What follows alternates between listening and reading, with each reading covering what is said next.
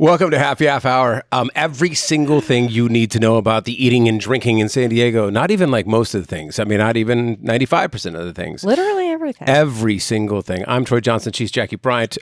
Preston Caffrey from Bebemos is joining us today. This is the Bebemos Golden Hour, where we find... Basically, we go around to some of our favorite places and new places that have opened up and find the best damn dishes that go with San Diego's best damn tequila. Today, we're broadcasting from inside the newest secret bar in Encinitas and, well... It's a real secret. Properly ruining the secret. Yes, because we couldn't find out. I literally could not get in We here. were told to come here. We were given an address. And both of us got lost. I know. I actually 100% fully got lost, phoned a friend, et cetera, et cetera. It's so bad. So good job. It's a real speakeasy. And we are naming our favorite hidden gem bars or restaurants across the city, including a Golden Hill butcher shop that broke a hole in its wall and started serving these beautiful, glorious burgers, just bathing in a swimming pool of border lace. The best things we've eaten this week, including banana pudding beignets and probably the best damn tri-tip sandwich I have ever had. Oh, we had different weeks. Oh, yeah. I had a good week, but that's a good week. Because she's like, dude, I killed some dino nuggets. I I marinated my mouth in ranch. Yeah, my son got mad because I used the wrong shape of Annie's mac and cheese noodles, so I had to finish that one. Okay, that sounds great. Yeah. Out and About Jackie is here. All right, so first of all, let's talk about this place. This is a speakeasy, and we're not actually going to tell you the name of it until we get into the show. Oh. Yeah, well, you know what I mean? Well, they changed their name last minute, which we'll get into, and we're actually going to talk to the owners and the creators of it. Word speakeasy, is a practical one. It means don't effing talk about it because we're about ready to break some laws. It's 1925. Be cool. Don't speak hard. Don't speak medium hard. Don't snitch. New York in 1925 had tens and tens of thousands of speakeasies. The best one was the 21 Club that hired an architect to design a defense system for their booze. The bartenders could trip a button and the entire bar would turn around. The booze would get dropped down into chutes, and rumor has it that those chutes went directly into the New York state sewer system. So all the booze was dropped down below. Speakeasies actually broke the gender line and nightlife. Yes, they did. Because before Prohibition, most of the saloons were men only, but speakeasies kind of brought them all together. There was jazz, there was cocktails. Those are my cultural ancestors, the ladies in these speakeasies. Well, and the ladies in the speakeasies, we're talking about flappers. That was one of the earlier, the early icons of feminism, right? It was like, you're not going to tell me how to drink. You're not going to tell me how to dress. You're not going to tell me I can't drink. I'm going to dance like I want. I'm going to drink like I want. I'm going to dress like I want. Flappers were believe it or not, a feminist icon at the time. Mm-hmm. If it wasn't for speakeasies, we may never have Miles Davis. We probably would have had Miles. But jazz popularity shot to the moon in speakeasy culture. So did cannabis culture alongside jazz culture at this exact same time. That makes so much sense because speakeasies needed energy, right? They needed jazz. I mean, they needed something to make you shake your ass, and jazz was there. Get you a little loose. Plus, at the time, you think about it, if you really want to piss off the largely white male racist establishment at the time, what are you going to do? Shake your ass to some authentically black American art form. Mm-hmm. So jazz took off during Prohibition and during speakeasies. And Prohibition was a really big boon for organized crime. Of course. Because if you're going to do something illegal and need a little help, you call your buddy Al Capone. It still is. Who had a property in our domain here in Southern California. Did he really? Several. Actually, one of the big Mexicali, Calexico speakeasies that had a tunnel going underneath to La Chinesca, the Chinese neighborhood in Mexicali. Yep. He had a casino. 100% documented, not lore. It does not surprise me. And finally, the term blind pig started because some places would charge customers to come in to see a blind pig, and then they would give away a complimentary glass of gin or a cocktail. So you go into the world's saddest zoo, and then you get a free thing of booze. And that was where blind pig or blind tiger come from. The name of the place that we are in today is Anigma. Anigma with an A, right behind the Roxy, which has been here since it started as a little ice cream shop in 1978, I believe. Has then since expanded. Did I get that right there, Paula? Yes. I did. Oh my God, I nailed it. It's designed by the same people that designed Kettner Exchange. It is absolutely gorgeous in here. There's feminine mystique about it. There's a little bit of cult. There's a little bit of Shadow World. A lot of places in San Diego right now are doing mysticism, occult, like feeling like you're inside of a tarot card that's immaculately designed, right? Mm-hmm. You think about Occulto, was it 477 down in Old Town? Yep. And then there was Seventh House, which is like a tarot-themed bar. Alchemy Choose Thy Poison over in Barrio Logan, which I just ate at. That is a hidden gem. I heard you were there. Oh, God. I saw some people who saw you there, and they were asking me, they were like, what was he doing there? I was like, oh. Oh, it was so good. I mean, look, the real speakeasies, or the only real speakeasies in the world, were the ones that your Mima, operated in the 1920s, right? When she was selling bathtub booze out of her Studebaker trunk, right? Yeah. But this is basically, and places like this are an ode to that time.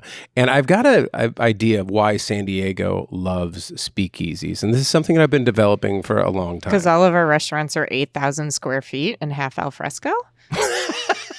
And it's just, you just want to be encased in a genie bottle. I want to be in a space, in a thing. I want to be ensconced. I want to be somewhere else. Somebody ensconced Jackie Bryant in a genie bottle. Am I projecting too much? No, that was absolutely perfect.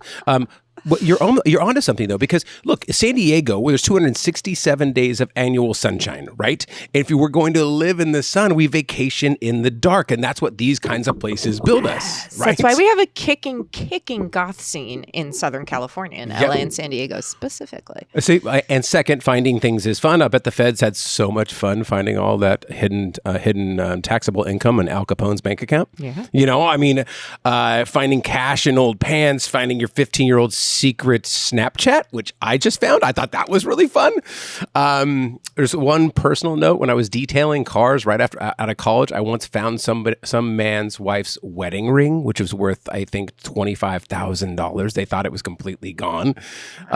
It's like Easter with the blood alcohol content speakeasy culture is. I have a very obvious soft spot for speakeasy culture, seeing as longtime listeners of this podcast will know. I also write about and sometimes work in the legal and maybe other parts of the cannabis industry. Well, you're really dancing around that one, huh? Weed? Yeah. And so like this is actually like there are still prohibitionist cultures out there. Yep. I operate in one, and so I hear all of this, and I'm kind of like, and for me, the takeaway of all of this is where there's a will, there's a way, and it often breeds the most like beautiful and interesting cultures. There's a reason why the speakeasy we are sitting in right now is absolutely just gorgeous and special. It's intrinsic to having that kind of a space, right? Your comparison to Genie in the Bottle, like I dream of Genie specifically. Yes, I used to want to live in there. Yes, I dream of Genie, just a little bit darker with a little more and better booze. It's got Bebemos in it. And I think we're craving mystery because modern life killed mystery. Oh right? God, yes. Everything is reviewed and geotagged and photographed and ranked and optimized and captioned and immediately responsible for that? Sent into the world. Okay, I'm about ready to get there. Because I just saw somebody describe one of San Diego's most popular gelato shops as a hidden secret. I mean, this is a shop that has someplace in the airport. And they're like, this is a hidden secret. Because you think about it, we're about ready to blast this to our audience, which can be really big. But what I will say, I know what you're going to say. You don't have, this still kind of is a secret because we tried to find it, we couldn't. And it still has that air of it doesn't have a front door. It has that air of discovery. The next people that actually wander into Encinitas and try to find this place will have to have a sense of discovery. And I think we just missed that. We don't have a monoculture. I mean, I'm going to zoom way out here. We're going to get into it. We don't have a monoculture anymore. So everybody is operating off in different spaces, off of different algorithms. We get our culture mainly from our online consumption and what we see there. It is less IRL than ever. And so we're not drawing from the same I get inputs. All my financial advice from Facebook. So what's a hidden gem to someone may validly be a hidden gem because it's not even coming into their field of view. It's not on their algo. It's not in their thing, even though it may be so saturated for someone else. And I think that's so interesting. Somebody just discovered Olive Garden. Yeah. I mean, maybe in this day and age, honestly, maybe because there's no TV, radio, whatever that we're all listening to, drawing from the same place. Like, I'll give you a quick example. A couple of weeks ago, a really big NASCAR guy died. Yeah. Huge deal. Yeah. Never had heard of him in my entire life. Like, that's just not my algo. One of the biggest celebrities of all sports. Exactly. Yeah. No, and I knew this. And so I knew like I was off on something, right? But I did growing up know who like Dale Earnhardt was, for example. Sure. We were all consuming the same media, all of us, everyone, no matter where you were. Now we are not. And so like what's a hidden gem to someone isn't to, it kind of, I don't know, for me, it reinvents the concept knowing that we are all operating in different realities and like tangoing with different inputs and feeds. And thus you create an amazing speakeasy designed by the people that did Kettner Exchange. Okay, so that is the setup for our show today. We're going to be talking to the owners of Anigma, which are the same owners of the Roxy. These are, a bunch of people like, honestly, hospitality and local media vets who like just kind of gave it a go and had to raise all of their money, and Roxy became a hit. The Roxy started before them, and the original owners sold it to them, and now they've launched this, which is Anigma, which is absolutely beautiful. It's beautiful. All right, really quickly before we get into news, top couple of things that we've been eating around town. I'll start. Flying Pig in Oceanside. They just celebrated 15 years, and I went back just to swaddle in its goodness. Dear God, their tri-tip sandwich that they have is probably one of the best things I've ever eaten. It was both Claire and I looked at it. We were fighting over it at the end. Bryant beef tri-tip is rubbed with what they call pig spice, good paprika, and celery seed do wonders. Sleeps for 24 hours, then it's seared and rested for an hour, sliced and seared again. Then it's placed on a mini baguette with fresh chimichurri, smoked tomato aioli, then topped with melted aged provolone, grilled peppers, onions, gremolata. Oh dear, man! I mean, that has to be. I swear, that sounds incredible. I'm salivating right now. It probably is one of the best things I've eaten in a very long time. And from that same exact visit, they did a beignet. They do a beignet and they slice it in half. It is perfectly lovely and airy. And inside, what do they put? One of the best things that was ever invented by. I mean, I think this is what the rivers of America should flow from. Banana pudding. They put banana pudding right on the inside, and it's so good. It's like a little cream pie with banana pudding, and the beignet is so light. I went to Café du Monde this last week, and I will tell will tell you this honestly. Café du Monde, the famous beignet place in New Orleans. A lot of beignets. This was better than that. Way better. I believe that. I mean, not even close. I actually completely. All right, believe that. what else are you eating? Okay, so very randomly, I found myself in Bay Park. Not a couple of nights ago, but the last Friday night before that. I had friends in town. I mean, my cousins were in town, and they were visiting friends, and they were like, "Come to dinner." Your in Bay cousins Park. could be friends. I was like, "Oh, okay, sure." Like, what's going on there on a Friday night? Like a lot is going on there on a Friday night. So I happened to go to Loose Bar, which I had not been to in years. Million years. Yeah. It still totally crushes. Yeah. It is hopping on a Friday night, like literally overflowing into the street. There's like this warm glow. It's next to Bocce. They're opening up rules. a couple different places, as I understand, because they've done so well. Crushing it. And so I went. I got very simple. I got steak frites. I was just like craving iron. It was amazing. Honestly, that place still totally rocks. And if you want a really lively scene on a Friday night, I really suggest heading there. Luce in Bay Park. Second one for me is Mesa Agricola. I finally went after Travis Swikert has been bugging me for 6 months. They did pop-ups before they actually, and I want to say, I could be wrong, but I want to say that Mesa Agricola actually did a pop-up here at the Roxy, and we'll check in with the owners when they come on, and she can fact check me.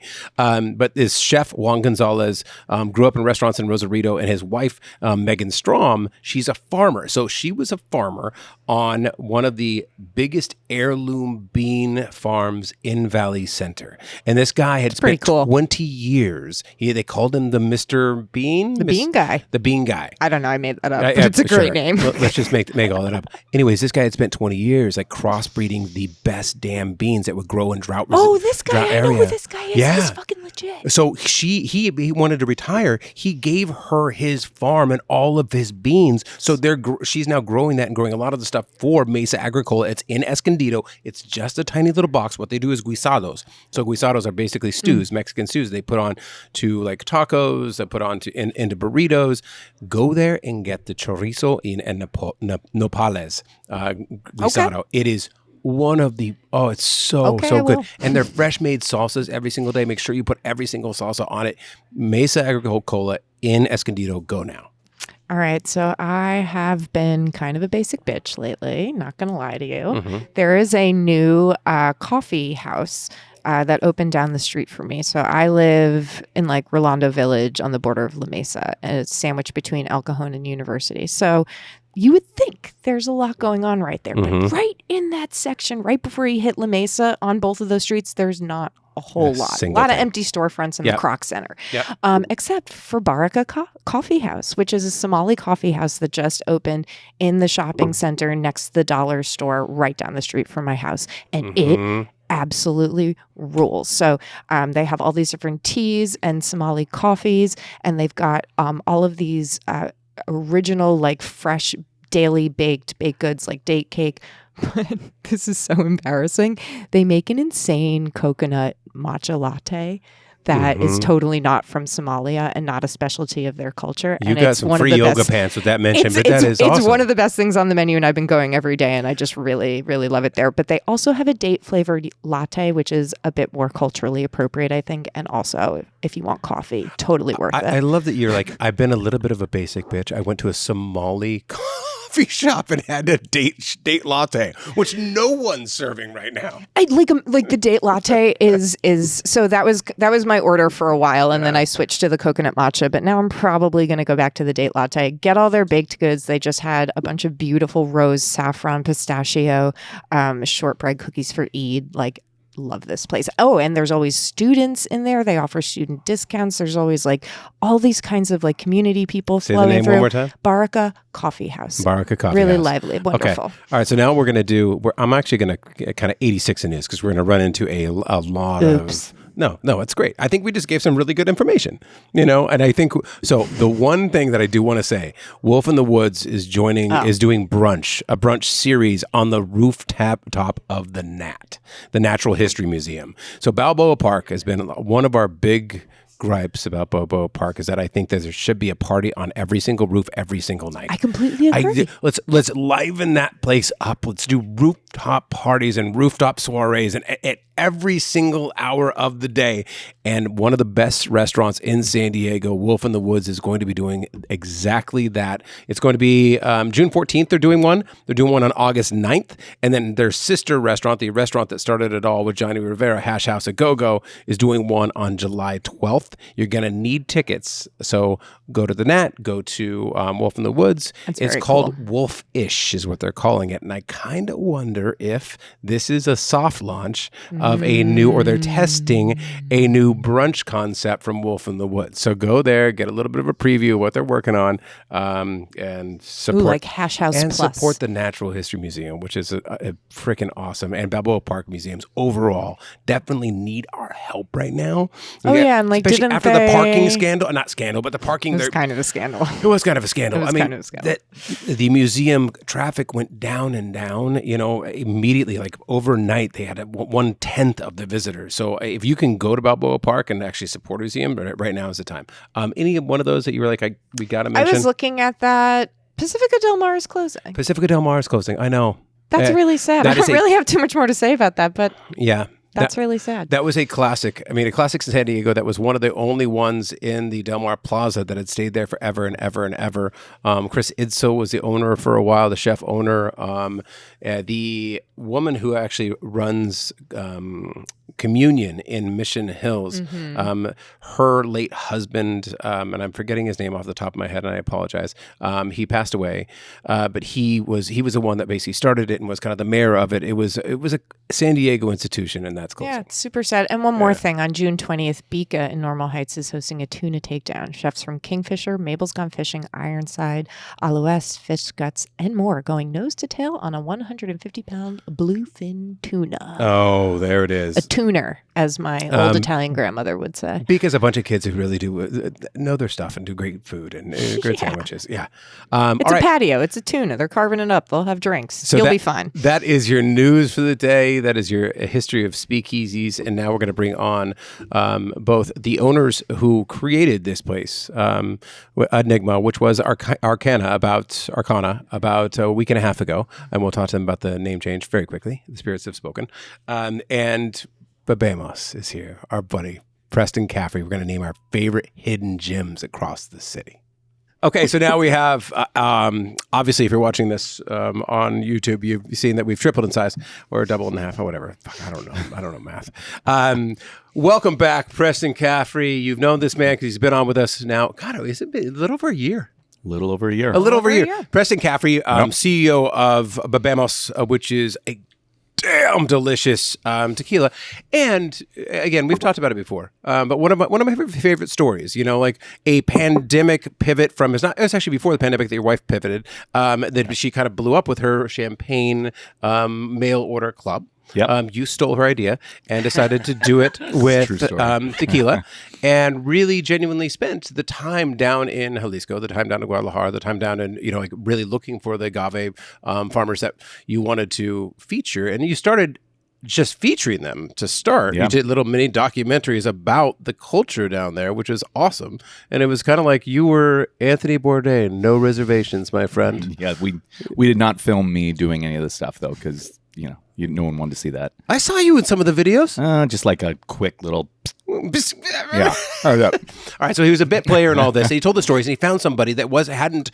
There's so many tequilas that are using the same exact farmer. They're all like one farmer has like 900 SKUs. Yeah.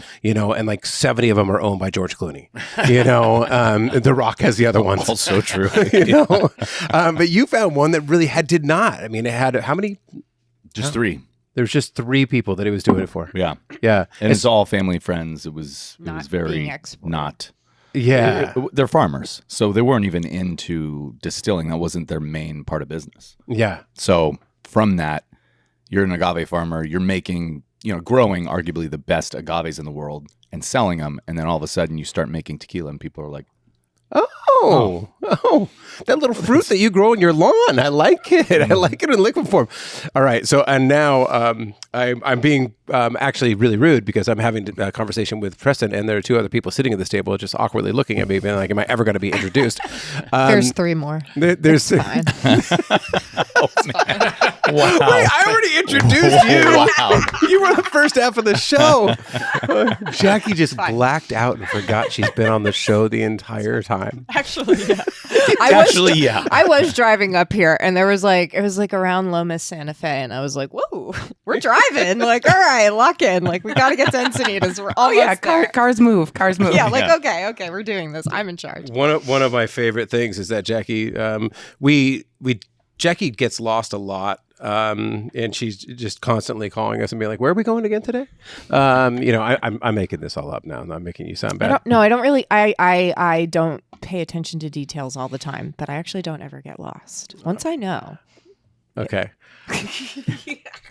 Edit this out. So sorry. And I'm actually being very serious. Because I closed my computer, I just completely forgot your names. Oh. I was like, did I really mess up? Just see me stretching? I'm like, fuck. I'm like, God damn it. I was like about to have a meltdown. I was like, wow. Let's talk more about traffic in San Diego. Yeah, I was like, people wow. really want to hear about I really messed that up. How about that weather? Yeah. I knew Mark and Paula. I just didn't know your last names. So I wanted to. About that. All right. Fine. Paula Vrakas, Mark Dobbins. Okay, got it. Okay. All right. So back in. I was like, shit, I really fucked that up.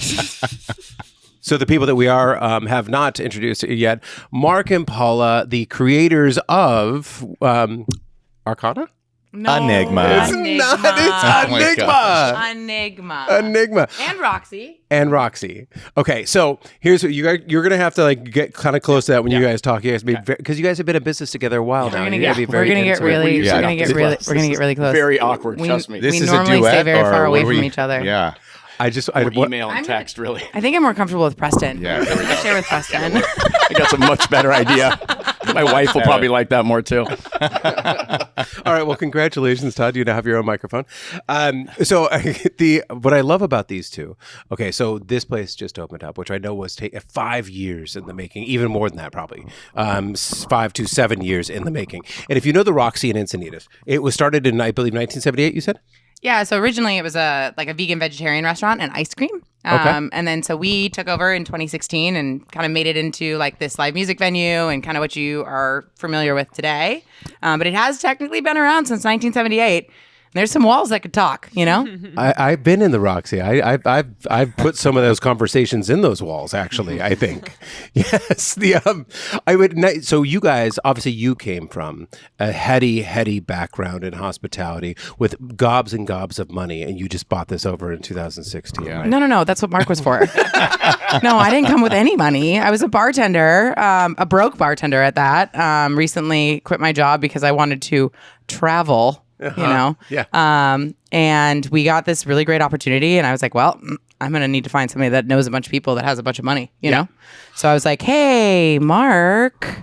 Yeah, and I love when people describe me as somebody with gobs and gobs of money. I'll take that any day. I don't think it's ever happened before. That's a first on the podcast. So I'm gonna give you like a botched history of Mark here. If you've listened to 91X, throughout the a couple of decades, you were at 91X selling alternative rock. I was, and quick. So that's kind of how I got into this. I had clients. I worked in radio, mainly in sales. I had a little bit of on air in college, but and I'd have these clients, that own these bars and restaurants in PB, and I'm like, dude, those guys made it look easy. Like they're traveling places. They're going to Charger games. I remember we picked up a guy in a limo with like the Miller Lite girls and took him to a Skybox in the Charger game. I'm like, I'd like them. This is obviously I'm dating myself. Yeah, Miller Lite girls. Yes. But and I think you were one of those back in the day, right? No. I meant yes. Come on, girl. But I hadn't worked in a restaurant and bar, since college, and so Paula had all this operational. And we all knowledge. think it's so easy. And no, exactly. And again, the good ones make it look easy, right? And you have no idea. And so she's like, "Hey, I got this opportunity, and I know you grew up. I grew up in Encinitas, so I'm kind of one of those kind of unicorns." So this is your backyard. Yeah, and so and friends of mine from high school, that would be fun to own a bar, right? It literally. So I think the proposal I did to raise the money was 3 pages long. I don't even think it was a PowerPoint. I think it was a Word document with spelling errors. And I'm like, who wants to own a bar? And just give me X amount of money. Did you do it in Comic Sans or did you have papyrus? It was Times New Roman, I think. Yeah. And thank God, I had enough of them. But we did it on a shoestring. And Paula, and her dad really built out. We had another partner who's a contractor who did a ton, but they really built out Roxy like on a total shoestring. So talk to me a little bit about that, Paula, because you said you and your dad did all the tiles. If you've been to the Roxy in Encinitas, so it's on. Oh my God, I'm born and raised in San Diego. Thank you so much. Should we really mess him up? And should we mess him up until it's his First Street? You're gonna need to. It's First Street. It's First Street. Oh, it's also Highway 101. Okay, all right, yeah. Yeah, you need a little bit more of that. My entire life, I run San Diego Magazine. I study San Diego for a living, and every single time, it's like the word Renaissance. I cannot spell it for my entire life. I'm an English major. Spelling is kind of my thing. Cannot spell Renaissance. Have to look it up, and every time I have to look up whether it's Highway 1 or Highway 101 or it's PCH. It's all of them. All of them. You're right. Yes is the answer. Right? Yes. It's just yes. Yeah. Is it all? It's all three. It is. And it actually is. There's a brain disorder for that. Yes, for sure. No, okay. It is. No, we joke that this is ADHD, the podcast. So yeah. I'm gonna fit right in. You're gonna love it here. There's a lot of squirrels. Two things that I want to point out. You just saw the power dynamic. If you're watching this on YouTube, you just saw the power dynamic of their relationship because she just took the mic stand off of the table and she's like, "We won't be needing that now." This is exactly how the woman runs this operation. She's like, "This is how we're going to get this done. This is going to be better." And that's who you needed. And you and your dad basically built the Roxy, the tiles that you see if you ever came in here, and you'll see it's beautiful tiles, and you've got bands that play, and obviously a bar, restaurant, everything else. But you and your dad kind of did that by hand, huh? Yeah. So I'm very blessed, and I just have the most incredible father that you could ever ask for. And he came out and he's like, "I'm going to help my daughter build a bar," and I was like, "Okay. Cool." Turns out my dad has a lot of what we could now call dad fixes. Mm-hmm. We all are familiar with the dad fix. But so my dad and I, we did the remodel. We were there every day. I lived on a diet of string cheese and whiskey. It was super healthy. Oh, yum. Mark would get off of his day job. He'd come down. He'd also live on a diet of whiskey, which is really great for everything. No more cheese life. left over for him. I hate all the cheese. I'm from Wisconsin originally. The cheese was gone. Cheese didn't stand a chance. But yeah, so it was a really great experience and something I got to share with my father, which was I think just something that I'll look back on for the rest of my life. But Yep.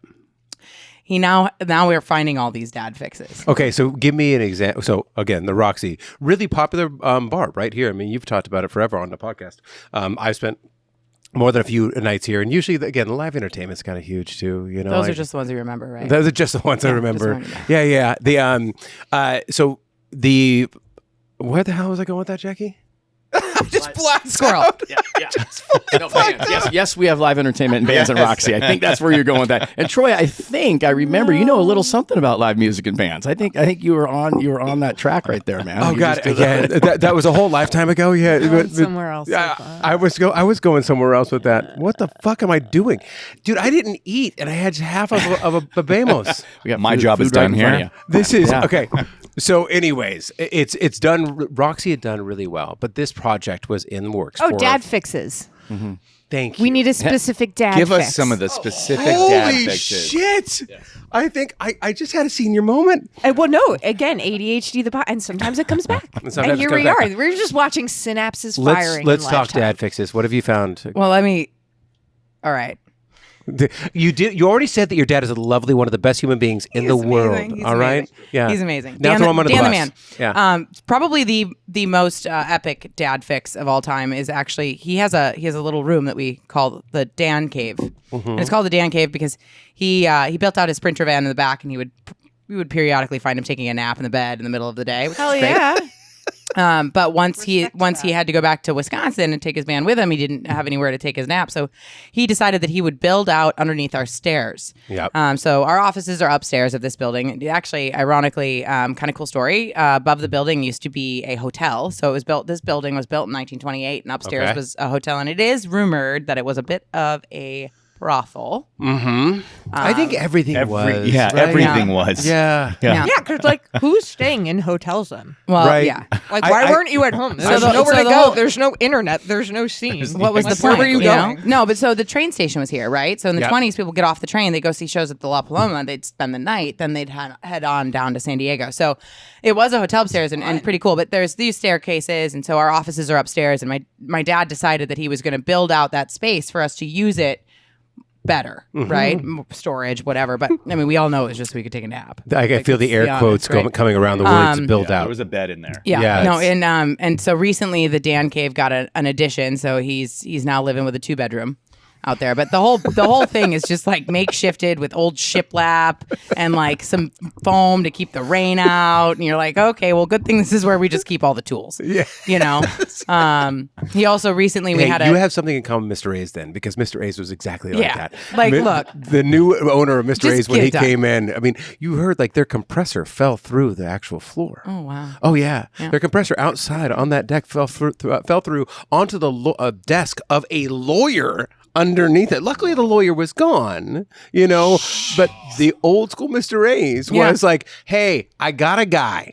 I got a guy who can do a thing. Yeah. And that's how here's one that happened last week. Kind of funny. So we had a shelf, and the shelf was larger than the space that we had to put on it. It's on a staircase, right? So the stairs go down, the shelf's on it, and the shelf is hanging onto what is the stairs. Yeah. Just a smidge. Yeah.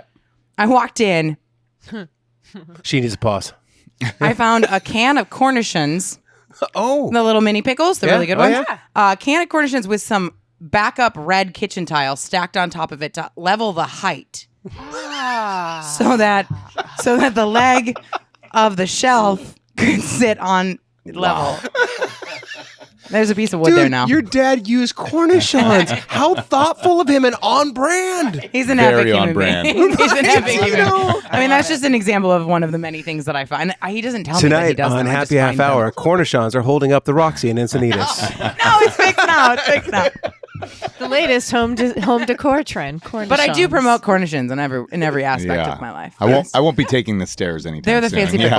Hey, it's just for the back of house. It's just the servers that need to worry about it. Okay. That's fine. They don't matter. Absolutely. So we can delete that. So now that my brain has actually returned and I can do my job, really quickly, we have some housekeeping to do. What kind of food? So this is the elevated, or whatever, fancy ass bar snacks. It's fancy bar snacks. Fancy ass bar snacks that you're doing at Anigma. Listen, we're not trying to be a fine dining establishment. You don't get your tweezers out? You're here for drinks. 16 Michelin star? Absolutely not. All right. But it's good food. It is good. And it's bar snacks. I Fancy bar want- snacks. This is a pincho in Spain or Italy. This is a totally Someone once said I should open a restaurant and call it Paula's Pinchos. So you got antipasti on a stick. Yeah, antipasta on a stick. You got some fancy bar nuts, but we put some wasabi peas in there for you. Wasabi peas are my favorite thing. When I was trying to quit smoking forever, I needed to burn. Like if you've ever smoked in your entire life and you needed to quit, like you miss I missed was the pain. I missed that. Like, I'm a little bit. The morning after when your throat was actually like jealous. I wish that's what I missed. I like the But burn. see, when you only smoke after 19 beers when you're 21 years old, it's kind of just all the same. You don't really need the beer. That was my only thing. You know what I mean? It was always after numerous cocktails. Never a cigarette like without numerous cocktails. Right. Totally shame. Can we edit that out? No. Anyway, so hypothetically, I knew a guy. Hypothetically, it's a guy who had a jar of cornichons and a couple smokes. So basically, they have smoking cessation mixed nuts with the wasabi piece. That's what was my entire point. And then this is delicious. What is that? I love that Mark hands me the mic. He just knows. He just knows. So that is actually a house-made smoked salmon dip. So like smoked salmon dip, right? Your basics, dill, cream cheese, and then salmon that we smoke here over hickory chips. And I do apologize. Wait, you're smoking your own salmon? That's cool. It's fantastic. Who's asking? Me. Yes. Are you lying on air? Anyone else has to know. No, she's lying, not lying to anyone else who might be listening. We are house smoking our own salmon, yes. But it's supposed to have some pieces on it. You know, you can just have a cover band because you guys have a great bar and it's a really lively scene, and you don't have to actually smoke your own salmon. But that is great. We make our own sausages too. We stuff them all in the kitchen. All right. Yeah, we shove the meat right in there. You put some cornichons in there? Yeah, we also put cornichons in there. Yeah. Okay. Yeah. No, we do what we do. Honestly, at Roxy, we do as much of the house-made thing as we can. So this is a house-made smoked salmon. Yes, we do it in house. And it's supposed to have a little piece of salmon on it, but I made it and I didn't. So look, you guys are 5 days into opening. Have you even technically opened yet? Yes, technically 6 days. Yeah, we opened hand over 2 to weeks legal ago. representation over there. Yeah, exactly. Does somebody need some money? Because I got to raise some more money. Is that what's going on? Is that why they gave me the mic? Felt exactly like that. Yep. Yeah, money bags. Right. You've been dubbed money bags. Back on the one time in my life, I've been the guy with the money. It'll never happen again. But yes, we went for 6 days, and the response has been unbelievable. Yeah. And so, Enigma is just this whole thing. And again, this was 90% Paula's brainchild. Really, we all wanted to always do a speakeasy. Yeah. Like ever since we opened Roxy, we're like, how cool would that be to like go up a staircase and this secret thing? What's that? You're telling your name. Your name. What you wanted to call this place. Oh yeah. What did you want to call So it? if this whole name all thing right. falls through, side hustle. I love side hustle. Side hustle's great. It is. Great name. It is. Yeah. Because it's literally a side hustle, and it's at the side of Roxy. It works on so many levels. But anyways, Yeah. it's He clearly got voted out. Yes, it did. Maybe not as Might have maybe gotten not a our couple on brand. more raids. You know what I mean? Yeah, exactly. Yeah. And maybe a little more dive bar-y and not super elevated Yeah, like this place is. yeah. But I mean, we all kind of put our heads together and we're like, can we pull this off? And we took over this lease 5 years ago.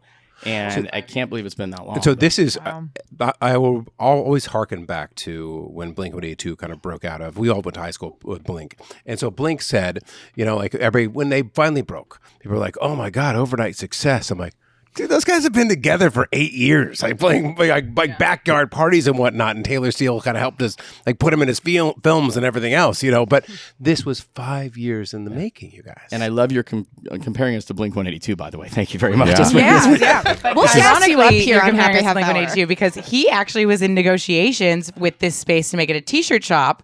Oh, no way. Right before, Tom DeLonge, right before it didn't work out and he didn't want it. We were like, yes, it's ours now. We got it. Well, so thank you, ironically, Tom. you brought What was he that going up. to put on the t-shirt? And Taylor Steele was here last night. Is he the one with the aliens, Tom? Yeah. DeLonge? Oh, yeah. Was it going he to has be an alien t-shirt shop? He has a clothing line. It's going to be Enigma. Well, right. Yeah, absolutely. I tell you what, once you have Tom DeLonge start merching Enigma, Tom, we have a new business idea for you. Give us a call. If you're listening, we could put you in the shop that's out front at There some we point go. with your t-shirts, and it can We just just be need, like, a mural. all kismet and all back, and we can just work together. And also, I'd really like to meet you. He listens to this podcast, so you're in luck. Big fan. Yeah, turns he's out. a huge fan. Yep. Huge fan, number one fan. So you That were like wasn't creepy 100%. at all, by the way. No restraining orders, dude. We were joking. Okay, so bring it back. So 5 years in the making. Obviously, again, we talked a little bit about the history of the Roxy. 1978 starts as a little vegan ice cream shop. You guys expanded over here. You kind of helped rebuild it yourselves with your dad, who is a terrible, terrible foreman, but a great human being. But he's got a can of cornichons and some duct tape. And the that's a great epitaph. Sorry. Right. And so you guys, and then you expand. I mean, Roxy's gotten a little bit bigger and bigger, and it's a great place for nightlife. And it has a brothel above it, which again, I think all my old apartments people are like, I think he ran a brothel here. But now, and also one of the best burgers in San Diego. Oh. Really? At Roxy, What? 100%. I think. Yeah. Oh. It's incredible. Excuse me, you I didn't had say it that yesterday. into a mic, lady. You can't just like. I had it yesterday, and it was so good. What's so good about it? We Talk have to us. We have a Roxy burger, and it's just, I don't know what it is, but it's just maybe it's not the best in San Diego, but I think it's definitely the best in North County, like in the running. Burger, lettuce, tomato, onion. It's got a bacon onion aioli that we make in house. Pick dill chips, dill pickle chips. Yep. Oh, dill pickle chips in it. Yeah. Yep. And then white cheddar. What about Cornish? Yeah, the white. There's the no white, Cornishes. We do serve a pickle on the side. They got to hold up but the white fucking cheddar building. makes it. The white cheddar is where that's where the secret is. Yeah, I mean, maybe that's the secret. Maybe it's the white cheddar. My God, that thing is so, I crave it. I honestly crave it. That's It's actually so an good. amazing combination. Is it a ample amount of white Yes. cheddar that is super melted? What's amazing is like yeah. you would think it's like loaded with all this cheese, and it's actually just one slice. It's a very thick slice. But it's like Okay. a thick. It's like And a it's thick Brant one beef. slice. Come on. It's Brant beef, so it's it's whatever, and it's a solid. It's a 3-pound burger. Well, Like, my big. point is, and it's not to say that the cheese carries the whole damn thing, because it sounds like you guys do a lot of work in that thing, and it's a quality product. But you need enough cheese. Yeah, it has to be. No, you heard me say I'm from Wisconsin, right? Right. There is such a thing as too much cheese. The ratio is extremely important because it's like fat on fat, and then if you have and you need the umami from the beef to come out. So I must But know then how the you feel pickle about grilled cuts cheeses. it with the vinegar. You About need what? all of it. Grilled cheeses. Yeah. How do you feel about grilled cheeses? I love grilled cheeses, but I have to admit, I prefer a thick bread, maybe a thinner cheese situation, because again, if it's everywhere, it just loses its structure, and then what's the point of having? I've always wondered what I'll it have was like fondue at that to be point. someone like you. I've always wondered what it was. Let me just tell you right now. No, I'm from Wisconsin. It's like more cheese. I literally, you guys were setting up this whole podcast, and I'm not kidding you. I went to the kitchen. I rated the cheese. I just ate 3 slices of cheese with sriracha. This is I am a important. weirdo, so don't. Okay, I no, can't. this is an important clarification. So, it's not for lack of love of cheese. I could have the same amount of cheese, but it's the ratio on the thing, if that makes sense. It's got to be cheese math. The cheese math's got to math. You know what I mean? Cheese math. What is the percent? I don't know, but it I like a- actually a perfectly melted one good thick slice. Agree, it has to be a thick slice. Has to be I thick. can see that just sort of lacing over. My a burger only perfectly, requirement right? of cheese on a grilled cheese sandwich is that you have some of it hanging off that has been browned Agreed. and crisped. Agreed. Has to. When they Agreed. started putting cheese on the outside, I and know. then, I mean, Who made that idea? Because that was a some win. genius. Yeah. Well, some guy that was just eating the shit out of the pan. Best way to have a Jesus. taco too. Jesus made Side that note, happen. if you guys are done with the whole cheese theme, you know what I'm also really good at, other than raising money? Drinking? Pouring Bebemos. And Who would like a little more? Yes. Cheese and Preston, tequila. get your drink. Apparently, I lost my I brain love halfway through this you for podcast, so I don't this. need any more, but I'll have some more. That sounds fantastic. Jealous. I feel like you're going to remember. Jackie's things on again. antibiotics right After now my because dental she's surgery on Wednesday, I'm going to be back drinking on this podcast. Don't you worry, everybody. okay. So let's get into the actual guts of the concept because it's beautiful, and it has. I mean, again, we were talking about it in the beginning. One, I want to know, what do you think is the appeal of doing a speakeasy? And look, the only real speakeasy, right, is the Meemaw's trunk back in the 1925. Yeah. But it doesn't matter. This is an ode to that culture. There's something a little bit hidden. There's not going to be a front door. This is in the back alley. If you ever do come, I'm sorry, I didn't even say that. I'm not going to tell you where it is. Okay. Yeah. They have to have the same journey we did. But what do you? Yeah, exactly. Why did you always want to do this? I'm asking us all. Why do we love this? The ode to the speakeasy. It's a great question. I mean, I think there's something about kind of the secretiveness of it and the exclusivity that people in a world of just homogenized food and beverage choices, like something like this is just, it's got that damn thing, that whole wow, that this is so different than anything else that I've been to. last week, last month, even last year. And North County doesn't have anything even close to this. Nothing. There's cool spots down in Little Italy and Gaslamp that are kind of similar to what we're doing here. And but let's describe North as County. you're saying this. I mean, I'm looking at the velvet curtains. I'm looking at the etched glass murals of powerful, badass women, mystical women. You explained it. We're gonna have B-roll and stuff going, right? When we're saying all we'll this, have it all. This place is beautiful. Yeah, it's done so well. Give us a kind of visual rundown of what you guys were thinking. Well, and just to kind of like we used to have a place in Carlsbad that was a speakeasy, and it was incredible.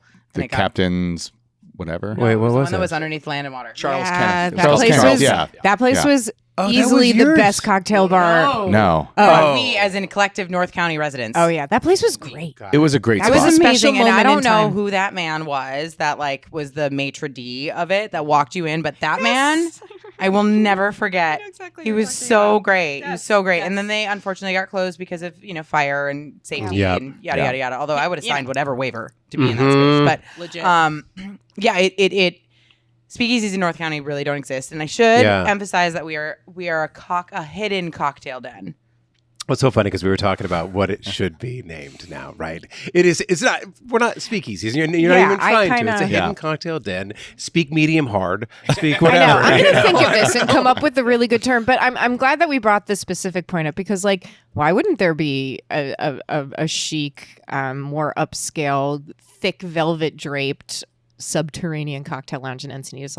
Why not? I think that too often people who are coming up with concepts and places, they get a little stuck on where they are, and it's we're by the beach, we have to have beachy shiplap. open area, right. shiplap. Yeah, exactly. Yes. And so I anyone can have anything anywhere. We're adults, we can do whatever we want, right? Within zoning laws, or maybe not. I don't know. So I just think it's very cool because this is a semi-urban area. There's a ton of people who live here. They should have access to all kinds of cool stuff, not need to drive all the way downtown. Agreed. This is our home. I mean, so Exactly. I live right over the tracks right here. We've never had anything like this in Encinitas. Never. So cool. And so because of that, it just helps elevate the city in general.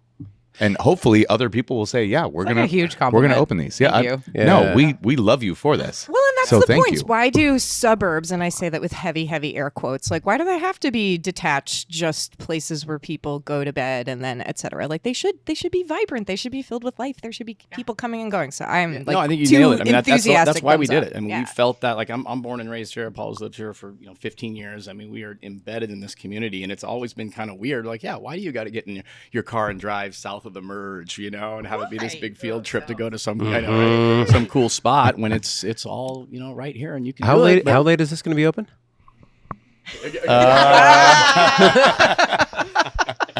Pending approval from multiple agencies. No, so right now we're just doing Wednesday to Saturday. Okay. We're opening at 5, and then depending on the day of the week, our last seating is between 9:30 and 10:30. Okay. We will be everybody's out by midnight. Yep. There's 2 reasons for that, but one, we all know, nothing good happens after midnight. That is true. I need Some to be good out of things everywhere And by it's midnight. it's pretty in here, and we don't Yes. need that. I need to be out of my living room, get me in bed, everything else. Horizontal, 100%. Yeah. Yeah. I I don't need to be out there. I think the other thing about speakeasies is it's a smaller space, right? So it is, again, like you're talking about, it's kind of hard. You feel like you're lucky to be here. One, it feels like an exclusive space, whether or not it doesn't have to be $1,000 cocktails to be an exclusive space. It's limited, there's only so many people that can have a great experience in here. So you got to work your way. You actually have to want it. You have to work at it. Yeah. There was psychology done on chips. And I'll tell you this is a speakeasy the idea for a speakeasy is rooted in bags of chips because they did a psychology on. Sorry, chips like potato chips? Potato chips. Chips. You know how fucking hard those Not things chips. Okay. Yes, chips. You know how hard those I know, our things- lights came from an old chip. Yeah. No. You know how hard those things are to open? Yeah. You know how you ever try, you're like, oh God, why is it so hard? They found that when people have to try harder to open up chips, they love the chips way more. And that's exactly the speakeasy because you have to actually try to Can we get in here. check this? Yeah. That pisses me off. I need to Okay, we talk got to the whoever green light. works at Frito-Lay because mad that's about inappropriate. that. I already like the chip. Just let me you in. have to, you have to think about getting here. It's not like you can just run in. You know what I mean? No, like you for can't. sure. You have to actually plan it out. And when you finally plan it out and you get here, it's like anything worth makes it special. Anything good worth having is worth working for, etc. Put your mom euphemism there, right? Yes, exactly. And then also the level of detail in this place, the beauty. I don't know how wealthy he is, but the well, he was, and then we did this, so I don't know. not anymore. Everybody, hit him up. 2012 Nissan Altima parked out back. What's your? Thinking about upgrading. What's it your might go Cash to a App 2015. handle? I'm not sure. Maybe 16, depending. But the point of that is that you can make this place so amazing in a small scale. I mean, very few human beings can do this level of detail over a 7,000 square foot place. This is 800 square feet, right? Yeah. Maybe less. Yeah, right. So you can do beautiful, beautiful work in a smaller space. Yeah. Anyways. Yeah, and Paula, and we had a great design company, but Paula was really on top of all these details and a lot of the little things you see, like the sconces and the door handles and the purse hooks and all these little things like that. And the bigger things and so one thing I also point out, these curtains, right? Yeah. So, this design company again, that were great, and they were like, hey, we can do that. But I want to paint myself in these things. Yeah, it's going to cost X amount of dollars, and we're like, well, we don't. I can't get another second mortgage on my 2012 Nissan Altima. So if we have a cheaper way of doing that, I love that you have a mortgage on your Altima. Anyway, I do sleep there sometimes. You can get that Altima. Listen, technically, it's a residence. Okay, he's a level of rich you can't even understand. Mortgages on Altima. You don't even know. It has been a residence on an occasional Friday or Saturday night. Definitely edit that one out. Okay, so back to the curtains. Paula's mom did these, right? And she was like, "Hey, I can do these at a fraction of the cost, and they're gonna look great." And I'm going like, "Oh God," because like you said, all the design is so and he's cool seen in her here. dad's work, so he was like, right. So I'm she's just like, no, scared shitless that this is going to be it's just going to look cheap, right? Sure. And absolutely. No disrespect to moms. Right. No, I had no idea. I'd never seen my mom her said she can do work. shit too, and I'm like, right. Okay. Professionals are professional for a And reason. so we walked in, and I was like, "Oh my God! I mean, this looks like something you would see in New York City or Chicago." That or you something. easily it's could have really paid incredible. $10,000 for. Oh, yeah, more. Yeah, yeah. 100%. I mean, I'm talking like per curtain. Yeah, okay, right. Yeah. So that's just an example of a way that like if you kind of know what you're doing, what you really knows what you're doing, you can make something look way more, kind of elevated than you actually spent on it. Yeah. We also spent a ton of money. So the second thing I want to talk about is the reclamation of iconic flotsam and jetsam from some of our favorite places in San Diego, Keno's. You have pieces of Keno's in here.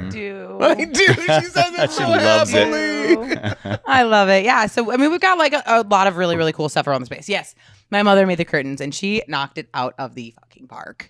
Nice work. I am Mom. so proud of her. I am I'm so honored that she wanted to be a part of it. She lost a lot of sleep over it and got pneumonia twice. But oh shit. Okay. She loves me and she just works too hard. Okay. Yeah, she works. She retired and then got a job at a brewery. Like I don't know. She lives in Wisconsin. It's cool. it's really cool. Let's see. Okay, we're gonna talk about the space a little bit. So we have a Keno's light. It's in the foyer. So Captain Keno's, if you guys are not familiar, was a absolute legend. Opened up, I want to say, I just looked this up. I believe it was opened up for 46. No, I can't remember how many years it was. I feel like it was like a 72. It was, I think it was 70s. Yeah. Yeah, and so close to 50 years. Yeah. It had been a San Diego staple on the 101. The kind of place you right went by the and car just, like, lost yourself dealership, and it was like they had like $5 steaks or $3 like breakfasts at like they had great grilled cheese. They had a great grilled cheese, late night cocktails, $1.99 spaghetti. Pasta. Yeah, I was gonna say. Come on. They had the sign, Yeah. which so when Captain Keno's closed, now it's been a year, I think it has been. R.I.P. There usually that goes to a liquidation center. Everything in there, all these like beautiful parts that people drink and have like the best nights of their lives do, and the things that make San Diego or the worst, or make San Diego, usually just get sold off for parts in some kind of auction. Well, there's two people in San Diego that bought almost all that Keno's stuff. You and Benji Weatherly over at Breaker's Cafe. Yeah. It was so funny walking in there because we went in there to like pick out what we wanted, and the captain would just have us like write our name on some tape and like stick it on there, and it was like Benji, Paula, Benji, Paula, Benji, Paula, Benji, Paula. So you have a light? No, wait. Yeah, so we have one light, and it's in our foyer. So after so we're reservation only. Okay. Reservations start at 5. They drop at noon every day on a 14-day in advanced kind of thing. Okay, got it. So you get your reservation. Yep. It's a little bit of a enigma how you get in here. See what I did there? It sure is. And so you'll receive these, you'll receive a message on your open table, and it'll tell you how to find the riddle, to how to find the code, to how to get in. And once you're in, you walk through and underneath a Keno's light. And so it's kind of like symbolic of like this light welcoming you in, like passing you through the doors. And I think Keno's was, while Anigma is very much like a more of an upscale aspect. I think you get the same kind of feeling when you're in here. Like time does not exist. Yeah. You're just like in this vortex of cool. Yeah. And you're just like, you're in conversations. We prefer people aren't on phone calls, so people actually aren't on their phones. Like you're just in the experience. You can't get reception in here anyway, so it's actually Preston could not get reception. We actually block you. We have those like bubbles all over, so you can't be on your phone. Yeah. But then so you walk through this beautiful astrolabe door. You walk into the space. It's very dimly lit.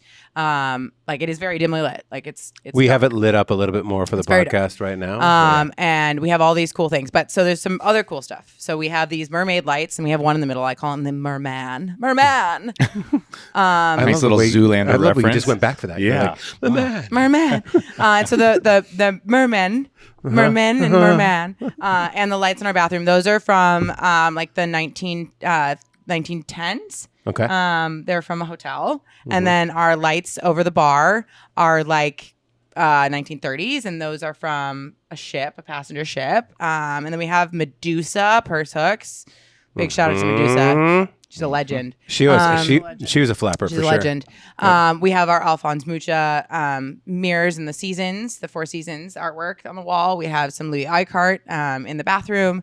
We also have like these tables, for example. These are selenite, which was actually selenite's a crystal. Yeah, they're crystal, and it looks like it's abalone. an energetically cleansing crystal. Yeah, it like cleanses itself. You don't have to cleanse this crystal. It actually cleanses everything else, and it cleanses other crystals too. So if you're packing, exactly, you're gonna get a full recharge here. Love that. Are you sure you're not in Leucadia? Roomba? You're actually in. I wrote a story for the Union close. Tribune in 2020. I can't believe they let me do this, about why crystals are having a healing moment. That's how like crazy everyone was during COVID. Someone let me put that in the newspaper. So you're you're Delulu like I am. Oh, I need my energy fucking cleaned. Well, sit here for another hour. Got it, baby. Yeah. There we go. Right. These are really. This is powerful stuff.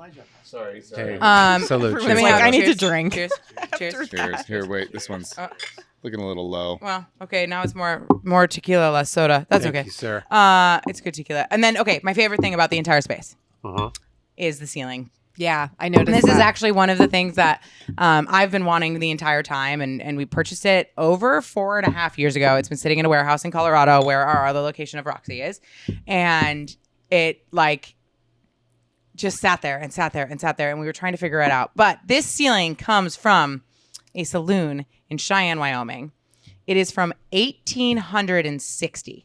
It has been chemical dipped, stripped. It has been sandblasted. It has been taken back to its original luster and then sealed for our lovely beach rust ability, right? And put back up. But what's so cool about this is that there's bullet holes all over. There's bullet holes all over the ceiling from the 1860s. Like what? That's so cool. You know what I love about that? Because it was a ceiling. It was when somebody got excited. They were like, yeah. Full Yosemite stamp. Yeah. Do you know what I mean? Just like, I have been asked. Or somebody died. But whatever. Yeah. I have been asked if we are open It's carry. a good time regardless. Yeah. And we are, in fact, open carry inside here, yes. Cool. I'm kidding. I'm totally kidding. Wow. I was like, oh, shit. But someone was like, oh, are you open carry because you got bullet holes? And I was like, no, that's old.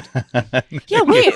Okay, And then- petition to just rename these spaces saloons. Yeah. We really don't use the word saloon enough. I know that like it is still kind of used, Except but for it's not. There's the Daily Double Saloon across the street. There's a saloon. Oh, There's yeah. actually a Oh, saloon. There's actually a saloon right It's literally there. called But saloon. it's so cool to me that you Like can the have only something. one that really uses it. Damn it. You can have something that's literally from the 1860s That's so cool. that has been repurposed, carried over here, and now exists in Encinitas, California, and like gets to live a second life. It's just so cool to me. I don't know. I look up at That's it. And like I'm just 60 years. Yeah. I'm just kidding. Ish. You can tell she's not passionate about this at 100. all. Oh my God, I'm so passionate. 40 about it. years. What kind of metal is it? Did you It's say? tin. It's tin. Yeah, so our ceiling That's installers so that put it up cool. said that this was the largest quantity of original tin stamp that Honestly? they have ever installed. Girl, Okay. lock your doors. Literally Okay. so Now cool. that you've said that on air, lock Literally your so doors. cool. 'Cause It's someone's the going to coolest bust thing.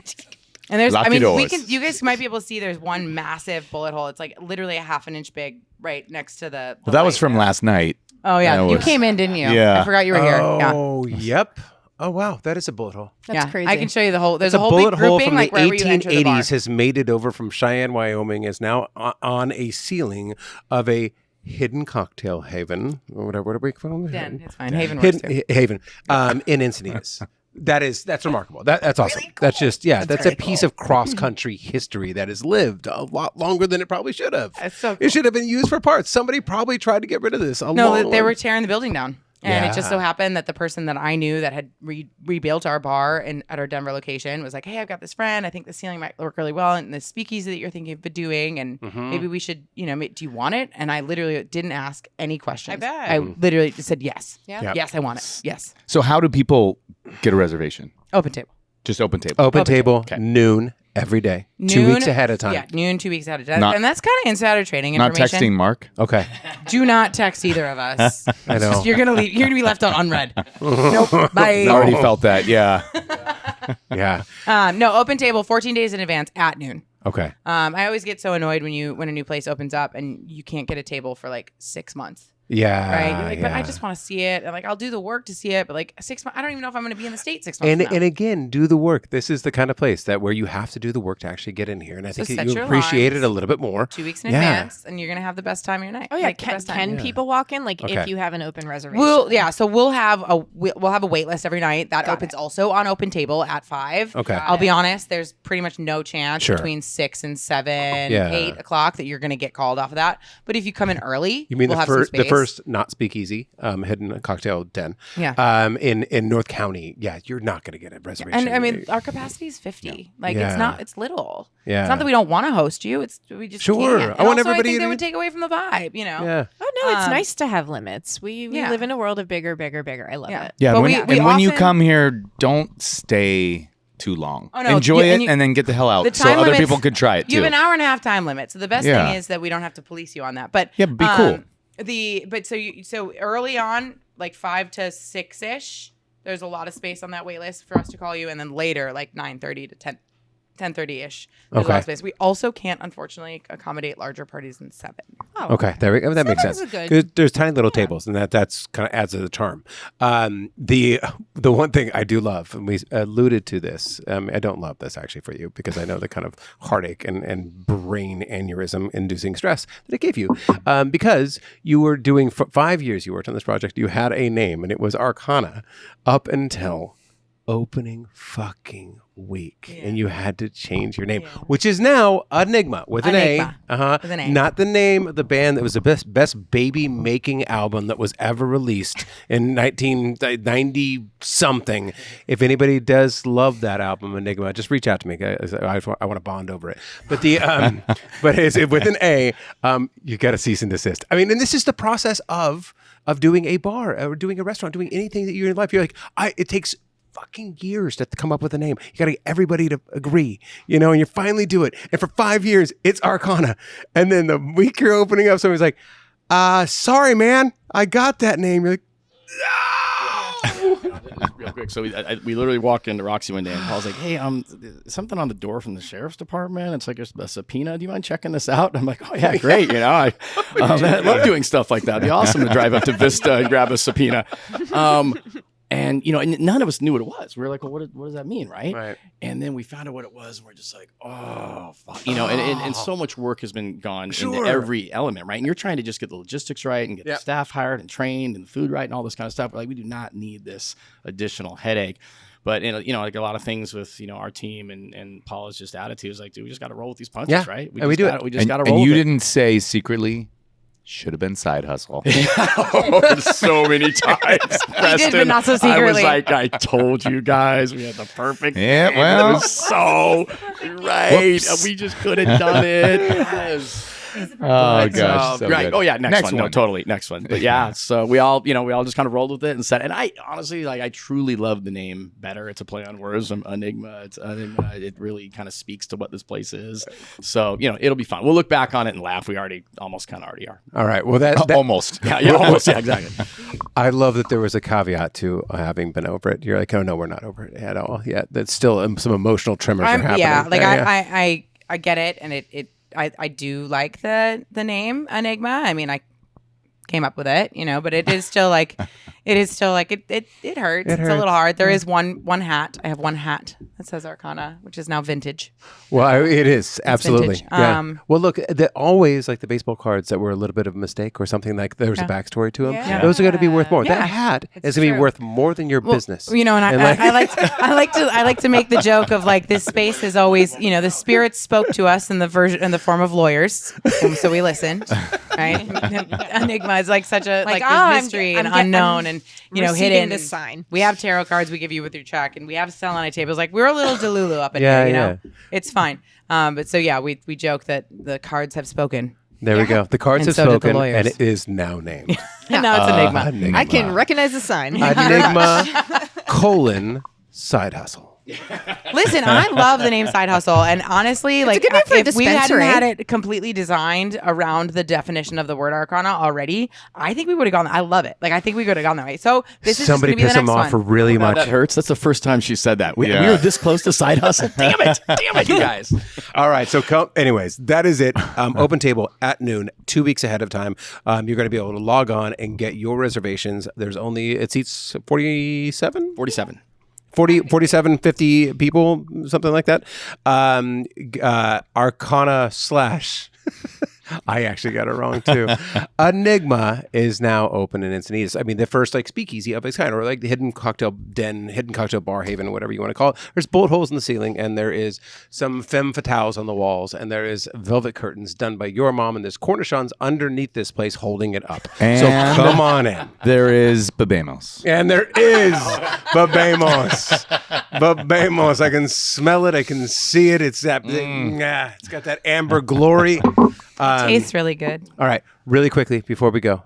Best hidden gems in San Diego. Here's our fantasy draft of our favorite hidden gems in San Diego. And I will start. I think I already actually mentioned this one. Alchemy Choose Thy Poison in Barrio Logan is a chef from Mexico City. There's actually the guy that designed Orchid, which is the same building in City Heights that has white rice, which is some of the best Filipino rice bowls by Chef Phil Esteban in Normal Heights. That same architect who designed that building designed this little micro hotel in Barrio Logan on the east side of the freeway, which is right by the off-ramp. He does urban infill, which is instead of adding to the sprawl of San Diego, he finds a little plot that has kind of been abandoned or something as nobody's really doing anything with and tries to build something cool there. And what he's built is a concrete 6-person nano hotel called Hotel Narcissus. And no one in their right mind would look at this location with the off-ramp of the freeway coming right in front of their place and be like, yep, that's it. That's my spot. Location. And this guy did, and he built something really special. The Mexico City chef, Eddie Cortez, is doing a menu that is incredibly good. I mean, it is everything on the menu is black. So he uses squid ink. He'll use some ash and everything else, and to create all these black dishes. And there's a ceviche negro, which is local halibut, and he uses a bunch of ash and lime and squid ink. It is one of the best dishes I've had. And you go into this place and you're like, what is this? It's got 9 seats. It feels exactly kind of like this place, but an open air down by the barrio, which is one of my favorite neighborhoods. And probably it's a cultural center in San Diego now. And what it's one of the better experiences I've had in a tiny 12-seat restaurant in a long time. And friends of mine have given me so much shit that I hadn't been there for months. Go down. Alchemy Choose Thy Poison has a similar kind of a culto kind of feel about it. It's it feels like a tarot card down in the barrio. And what I love about it too is that Barrio Logan has a history of like when Coronado Bridge was developed. Like, that was like they were like, holy shit! You just built the underside of a freeway and through our neighborhood, you ruined our neighborhood. You know? Oh yeah, we're gonna turn it into a world-class art project. We're turn it into Barrio Logan's Chicano Park. Yeah, right. And that's kind of what this guy has done. Eddie Cortez, the chef. Alchemy Tuesday Poison. That's mine. That's my hidden gem. All right. So right where 70th Street meets University Boulevard in La Mesa. Maybe you've been there, maybe you haven't. But there's an old building that has like a chinoiserie facade, and that is Wong's Golden Palace. It has been there. Did you say chinoiserie? Yeah. Holy shit, man. Yeah. I didn't even know you could go there in the English language. That was amazing. You sure? Well, it's actually French, but we stole it. Okay. Okay. Yeah, right. so actually, that's great. Wow, I'm really feeling dumb, everybody. Welcome you to only Happy Hour. speak English. That was actually giving you a layup. Very true. Anyway, so Wong's Golden Palace. It opened on Father's Day in 1966, and now the second generation from the same family is running it, and it's just Americanized Chinese food. Pretty amazing though, and they actually have a boba pop-up in there right now. I'm trying to remember exactly what it's called. Something about a cherry leaf, but it's a boba pop-up, and it's right in Wong's Golden Palace, and they have a kicking bar that you can go to at any time, and there is Wong's Golden Palace. It's amazing. Really, like truly an icon. You're driving down University, and there is like half of a city, like a quarter of a city block, just this big red old looking like pagoda facade. It's incredible. Oh, I know it. Yep. It is a classic. Who wants to go next? Get the beef skewers, by the way. So, I mean, this isn't that hidden, but so I live down in PB in Mission Beach. And that's actually where Paul and I met originally. Smoke cigarettes. So lived in PB and down in Mission Beach back in the day. There was a place called Saska's that had been there forever, and it was open till like 2 a.m. and you could get like a steak and lobster at 1:30. So it was always me and my buddies, like big flex to like roll out a PB bar and grill and be like, hey babe, you want like a steak and lobster at 1:30 in the morning, and like thinking we were so big time doing that. Oh yeah, and they would let you stay in there till like 2:30. It was so awesome. And then it since got sold and it was turned into like they revamped it, but now recently it's called Moe's. So going back, and a friend of mine bought it, and he just did such a cool job. So that's hard to like take an existing place. It's kind of mean iconic. Eric is a legend. I didn't want to drop his name. Oh yeah, I didn't know you guys were. Eric was on our podcast a few weeks ago. We actually shot on location there. Did it? Yep. Oh, awesome! Oh, very cool. The last Bebemos Golden Okay. Hour, we went there, and they've done a really good job. Yeah. And the food, I told Eric this, and I gently looked him in the face. I think I said it on the podcast. I go, I didn't expect much of this food, to be quite honest with you. I thought you're a nightclub guy. He did Cane's way back in the day, and I'm like this, and you got a great location. There's no reason why you would actually do great food, and it was really, really that burger. Really was the burger was insane. fantastic. And to come full circle, like on this podcast, he was the dude I picked up in the Miller Lite limo with the Miller Lite girls. And he was the guy that I'm looking at, and I'm going, I a million this percent guy's got this whole bar and nightclub thing nailed. This dude is cool. Like, I want to be like him someday, I completely believe this. Yeah. Also, they have like probably one of the best burgers in that part of town. I would love to see a burger off. Yeah. Oh yeah. Just saying. Yeah, let's we do can it. That. Bring it on, Eric. We got you, dude. Okay, we'll do it. Bring on your burger. Challenge. But Moe's. So I think he was on like Snake River Farms is where they get the meat. It's just a real. I mean, it's if you think of your best steakhouse you've ever been to, this is right on par with that, maybe better, and it's right in Mission Beach, and it's cool, but it's super. I don't know, it's just old school, right? And it's not over the top. It's about the no pretension whatsoever. It's the size of this plus, correct? Almost. Yeah. So that's probably all right. Yeah. All right. So Moe's is yours as a PB Mission Beach kind of kid. Yes. Yours. Oh no, I don't have a secret hidden gem. Okay. We just built this. I haven't had time to go out and find one. You kidding? That was the best possible answer ever. Enigma. Yes. I've got one. Okay. Preston. I don't know if it's secret anymore, but in Mission Hills, Wolf in the Woods, Johnny, incredible man, great restaurateur, but it's just Spanish tapas essentially. Yeah, it's really good. But it is one of the done. better restaurants in San Diego. That was my 2024 restaurant of the year. Yeah, was it really? I was like, maybe not so hidden. No. But I'm saying like a lot of people I talk to still don't know it. It's a They've gem. never been. I'm like, never been. This has now become a referendum on San Diego Magazine's power. But anyways, no, this goes back to the monoculture thing. Their pate is the best I've ever had. It's better than anywhere in the world. Their corn pignon soup. Oh my gosh, is which I had for breakfast, lunch, and dinner, and then as dessert. Oh, you told me this. So the funny thing is, we've talked about at the beginning of the show, the algorithm. If your algorithm is not registering things outside of your purview, even though it has been around and people have hailed about it, I run into people all the time that I'm like, they're like, "What's your favorite restaurant?" I'm like, "Have you been to Wolf in the Woods?" Yep. And they go, "I've never even heard of it." I'm like, holy shit, how have you not heard about this? We've all been crazy. The only reason I knew self-proclaimed foodies don't know about it. The only reason I knew was a friend of mine came to visit, and she's like, "Have you been to this place?" And I was like, "I've never even heard of it." Yeah, and one of my favorite stories with him too. He's the one that did Hash House a Go Go. Yep, right. We actually did this in the beginning of the show, but and then he got so big that he had like 1,000 employees. They opened up in Vegas. They opened everywhere else. And he kind of got to the point. He's a musician. He comes from the art scene. He used to hang out at the Casbah all the time, right? And so he got to that point where he's like sitting around. He's like, God, I'm corporate rock now of food, And I was like, I want to open up something to feel again, And so he opened up a place based on New Mexican cuisine, Native American cuisine. His wife is fifth generation New Mexican, I think it is.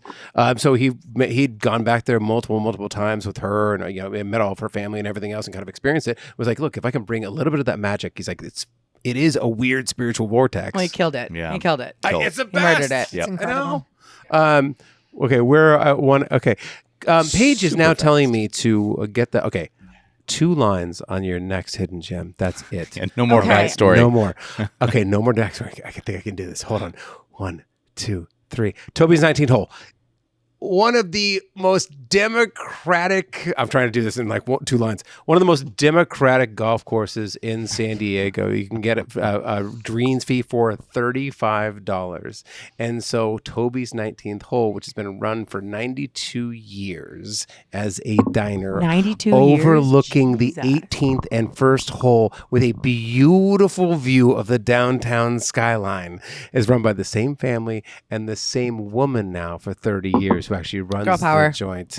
So go in there. It's just a diner. Brunch. It's diner. Get a club sandwich. Get a Miller Lite. Look at one of the best, cheapest views in San Diego. That was like the longest run-on 2-sentence. But you did pull it off. There were lots of like commas and all kinds of things in there. He didn't even see me making fun of him with my face. We're like looking at each other. It's not. Yep. Anyway, Sushi Yoshinori. This is in, I think, Claremont, one of the Claremont area. It's at the top of that mesa, and it's in a gas station parking lot. I mean, you're going to like an Arco or something, like for real, on like a huge intersection. And then if you look in, you just see in the weirdly shaped building, talk about infill, a little like, that looks like, is that a sushi restaurant? It is, and it's actually one of the best and fairly priced in San Diego, and you should go get their Yoshinori. Okay.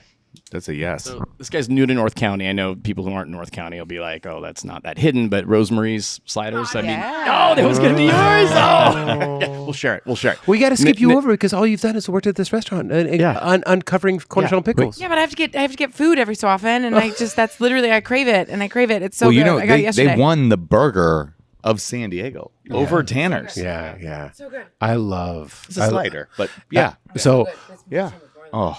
Okay, well, so I'll tell you this. It's so funny because I'll go Silver Fox. Fine, PB. Okay. PB. I'm going back to PB. Fine. You get Rosemary's. I'll take Silver Fox. I love it. 6 a.m. gin and tonic. $6. Yeah. Great. A little bit of insider baseball. You just referenced. We just dropped our best restaurants issue. We've been San Diego Magazine's been doing this for decades and decades, and I've been the food critic there forever. And every year, so this is how I do it: is I keep a list, and I eat out forever, all the time, probably 3 to 12 restaurants a week, And so I always have a list of 5. I have a list of 5, and then I'll kind of rotate them, and then new entries that come in. But Tanner's has been my number one a couple years, and Rose, I've been going back and forth between Tanner's and Rosemary's. Rosemary's is so fucking good. It's so good. I was at Culture Brewing yesterday. I came here, obviously, to get a Bloody Mary first. We have the best Bloody Marys. And then I went to Culture and I got beers, and you can order it, and then they deliver it to you while you're drinking beer. Yes. Yeah. You know why? Because that's Nick. Nick is the owner of that. He's one of the most likable human beings I've ever met in my entire life. Dear God, that food is so good. I have so many times ordered on DoorDash, and I'm like, Wagyu beef, they think it's 2 people eating Koopy this. mayo, brioche buns, all the best ingredients. For the record, Eric, Tanner's is the best burger in San Diego. Ouch. But Sorry, Rosemary's is incredible. Sorry, Eric. One of. I think I said one of. So listen, both You just podcast got in so alums, much we trouble, love them all. like, from multiple Got directions. you, brother. So real quick for our Christmas party, we were just going to do like, Costco pizza or something stupid like that, right? And I'm like, you know what, Nick, would you mind we'll buy like a bunch of sliders from me? He's like, dude, I'm just going to bring them. You don't have to buy us anything. He's like, how many do you want? 50? And I'm like, yeah. And it was like totally free. I'm like, that's a pretty badass neighbor. So you know this what I mean? is Like, why- he wouldn't Yes. allow me to pay for it. This is why Rosemary's is it for me, because when I went to do his story and I'd met him before and I tasted his food, I'm like, oh, holy shit, this is really, really great. I'm like, oh, he was just a little trailer next to Harlan Brewing in Bay Park at that time, right? And I said, I went to his Mission Beach opening, and every single person that walked within 100 feet was like, yo, Nick! Yo, Nick! I love you, Nick! I love you! And it was him. The whole video, I go, stop focusing on the food. Let's focus on him hugging people. Yeah. Every single person wanted to hug Nick. So and Nick is the you of Roxy. Yes. All right. He's the huggable one. Yeah, he's the hugger. No, Nick knows how to cook really good food, okay? He's the hugger. And raise money and pour Bebemos. He does a lot of things. He's the and he huggable drives a one with cooler the- car. I guarantee you he drives a cooler car than me. Yeah, but At this point, your car's vintage. It's cool. It's cool again. Yeah, it's cool It again. made a comeback. It made a comeback. I got to call this quits because she's going to kick my ass. Yeah. Do you have any more? You got- I mean, I have so many. I'm going to actually give a shout out to, since we're on sushi, Moment Sushi. I was going to say, has anybody been in Moments? Because I haven't. And everybody Yes. keeps on telling me I have to. So Moment Sushi, it's in Sereno Valley. It's right off the freeway, right across the street from Blaze's little English pub place. Yep. California English. It is probably, and he trained with Ken and he did the whole Ken sushi thing, but it's probably the best sushi I've had in San Diego. Wook is the head chef and the owner, most lovely man you'll ever meet. You are greeted old school sushi house when you walk in. Yep. So much love the entire time. So we just did their omakase a couple nights ago. I was like, A great friend of mine Wow. who's a deep foodie. Like CIA Fuji. Fuji's. I love the Fuji's. Wow. And Funyuns. Bebemos is a wonderful drug. And so every time that I see him, he's like, have you been to Moments yet? Have you been to Moments yet? Go to Moment Sushi. That is it. Bebemos, golden hour. We have decided, we're supposed to find like the best dish that We've decided on our own. we've decided that Yeah, this, we ate all the pistachio goat cheese bites. we Those are gone. have decided that this place is a dish that you should eat with Bebemos. All right. This entire place feels like Oh, yeah. Bebemos. Those golden curtains, this vintage vibe. This is Anigma in Encinitas. Anigma. Go on to Open Table at noon. They'll be booking out for 2 weeks from that day. The only like hidden bar, whatever you want to call it. We've had a long discussion today about It's whether definitely Enigma. We want to call it Enigma. Oh yeah. Oh no. Yes. We're certain we know the name at least. Although you don't yet. Side hustle. Side hustle. Coming back I feel like at it's you, bro. still. We're going to change the name every 30 days. On behalf It's still on. On behalf of our friends, Jackie Bryant, Preston Caffrey from Jesus Christ, from Bebemos, the tequila of San Diego, and I've drinking obviously enough of this today. I am dead sober and I'm having a ball because this never happens. It's usually me crashing out. Good night, and to professional journalism, I bid adieu. This has been Happy Half Hour. Thank you.